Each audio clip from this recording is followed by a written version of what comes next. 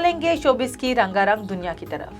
अदाकार शमून अब्बासी ने इंकिशाफ किया कि इन्हें बॉलीवुड अदाकारा प्रियंका चोपड़ा के साथ फिल्म ऑफर हुई थी, मगर उन्होंने पेशकश को ठुकरा दिया था। शमून अब्बासी ने एक ऑनलाइन शो में शिरकत की जिसमें इंकिशाफ किया कि उन्हें बॉलीवुड से 2 बार फिल्मों की पेशकश हुई थी। एक बार हिदायतकार विशाल भारद्वाज ने और दूसरी बार राम गोपाल वर्मा ने फिल्म की ऑफर की थी। अदाकार का कहना था कि उन्होंने विशाल भारद्वाज की फिल्म में काम करने से मना किया क्योंकि वो पहले ही एक पाकिस्तानी फिल्म वार में काम कर रहे थे। बॉलीवुड फिल्म में प्रियंका चोपड़ा भी थी और उनके और अदाकारा के वक्त के तयन का मसला था। दूसरी बार हिदायतकार राम गोपाल वर्मा ने उन्हें फिल्म की ऑफर की और वो चाहते थे कि भारत में 5-7 माह गुजारूं, लेकिन मेरे पास वक्त नहीं था।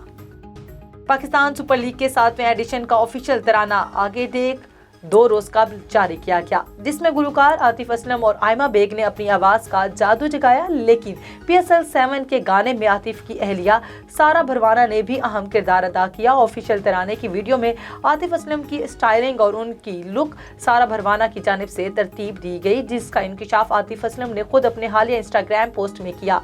आतिफ असलम ने अपनी लुक की कुछ तस्वीर शेयर की और मुद्दाहों की जानिब से मोहब्बत के इजहार पर शुक्रिया अदा किया। साथ ही उन्होंने बताया कि मेरी स्टाइलिंग सारा ने की है।